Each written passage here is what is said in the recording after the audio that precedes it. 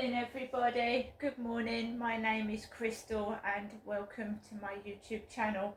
If you like my videos, please smash that like button. Please do subscribe. Good morning. Alexa, good morning. Good morning. Ever feel like it's a boring day? Well, the BBC certainly did on this day in 1930, when they announced, "There is no news," during their evening report. Alexa, what's the time please? It's 11:04 a.m. So this crap is not going to stop until someone stops it, right? No one's getting anything out of me at all. And I'm not going to get angry. I've actually been on the phone to somebody and told them what happened yesterday. And we're back to making sure that when I get cross, I've got someone on the end of the phone to speak to, okay? Which is also a witness. So I went out of my flats this morning. 2 cleaners in the building. One bearded, black-haired cleaner, small, with a blonde woman, cleaning the flats. Which they're foreign guys, and they clean the flats 5 days a week, and they don't at the weekend.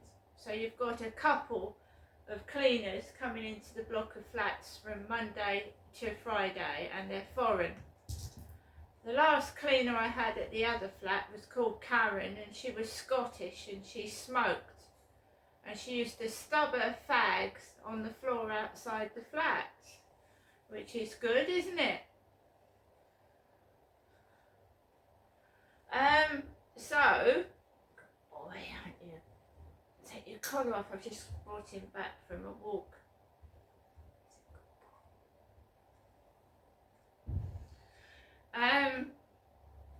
So, you ticklish? Are you ticklish? You know. That's Harry coming over. So, guys. I decided to take Max out for a walk early. Normally I wait till the cleaners have gone, but I don't want to feel trapped in my building. So I took Max out for a walk. And about 2 minutes into leaving the building, my mum calls. And it's all recorded on the other video. My mum calls. And I tell her that I'm not feeling too happy because the police haven't done anything. I told her not to worry, she said. Don't worry about it, she said. She said, you know, keep a clear mind when you come up, because normally there's some sort of argument, minor argument. My mum feeds on negativity. She feeds on it. So when you're upset, obviously you're more susceptible to getting a bit cross because everything's not been going your way. You're feeling a bit shitty. So my mum used to have arguments with my dad. They fed off each other. So do you know what I mean? My dad would get cross, and instead of my mum trying to calm him down, she would fuel the fire and make it go higher. So when someone's angry, you try and cool them down, try and, you know, not aggravate the situation and make it worse. But they fed off each other. 2 negative people living together, feeding off each other, shouting, arguing, fighting back.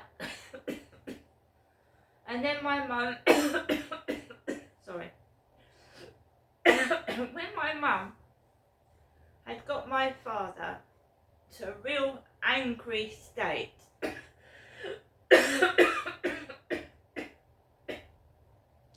we mean till he's burning red in the face and almost collapsing with anger, she'd touch him, rub his legs. Now, Derek, because she seemed that somebody that likes to cause trouble and make someone angry, and then is extremely satisfied when they've done it and starts, oh, not to worry, give me a cuddle. And no, I don't want any of that. I don't want people touching me. When I got served adoption papers, when my son was taken off me in 2008, my son was fostered off of me. I was being used for somebody's sexual pleasure, and my son was fostered, and I had documents sent in the post, and I was in a terrible state. I was in a terrible state. Sorry, possible allergy to cat fur there. Sorry about this.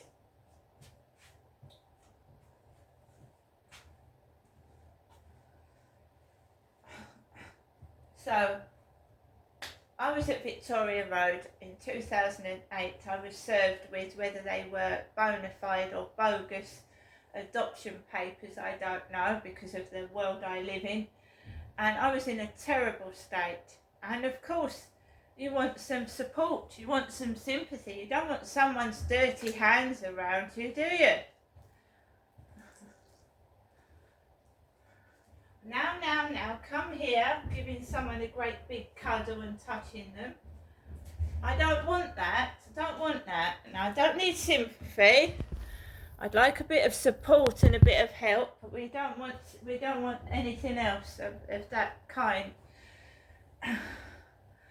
So my mum, now my dad's dead, the same things that used to happen between my mother and father, she's trying to treat me like my dad, how she treated my father. Sit down, here's your sweeties, here's your crisps. That's how she used to talk to my dad. Here's your sweeties, here's your digestive biscuits, here's your crisps. Right, he was treated like a little kid, sat down in the corner with all his sweeties and crisps. Do you want your car keys, Derek? Do you want your bank card, Derek? He had to ask for his stuff.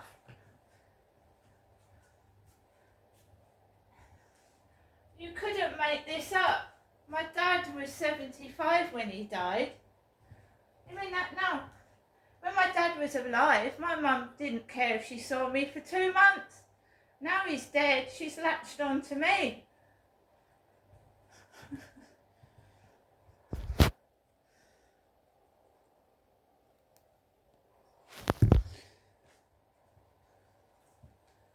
I'm sick and tired of it. I'm a human being, and I want somebody else's company.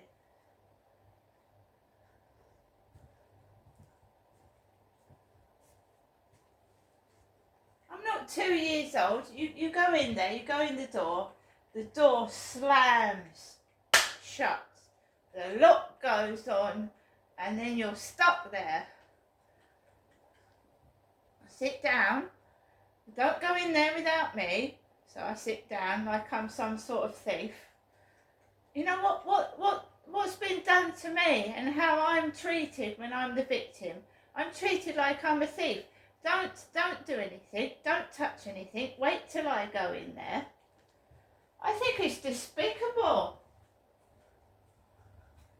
It's despicable.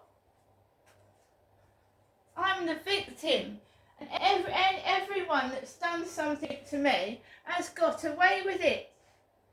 And I'm being treated like I'm the criminal. I'm tired of it. I'm fed up with it.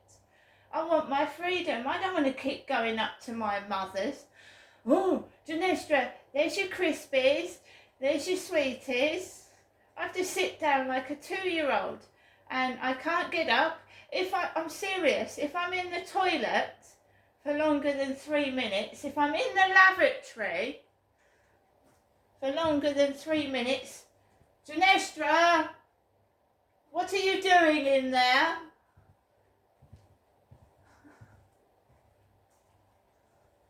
But when I come home from my mother's, she doesn't pester me in here. She thinks I'm going to steal something from the bathroom. Have you seen my bathroom? I've got all my paraphernalia in the bathroom. I've got my medication, I've got my shower, I've got my soap, I've got my shower gel. What does she think I'm going to pinch out of her bathroom?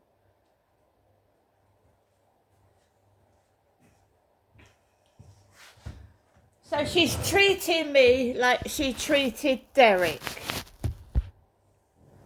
That's what my mother is doing, whether it's on purpose or she's replaced me with him. I haven't got a clue, but I'm her daughter. If I go to help her, she doesn't trust me. I can't do anything.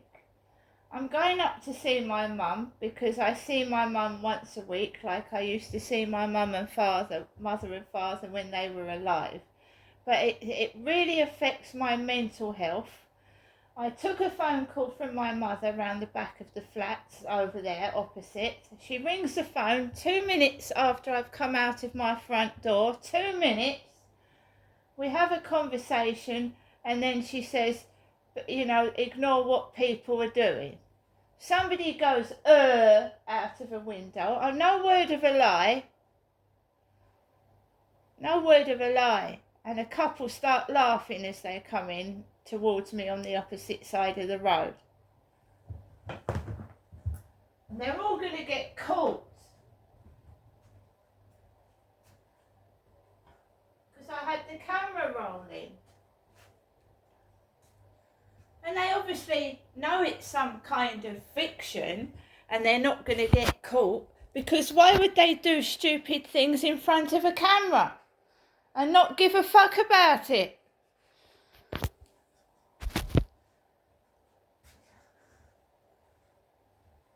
Oh, and by the way, when I came back to the flats, the lady next door, which I talked to the police about yesterday, every time I go onto the balcony or I come back, the dog starts barking like really savagely.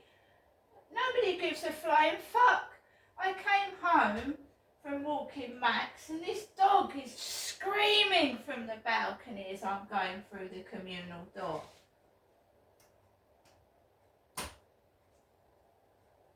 And Hyde Housing send me a letter about dog noise. Me!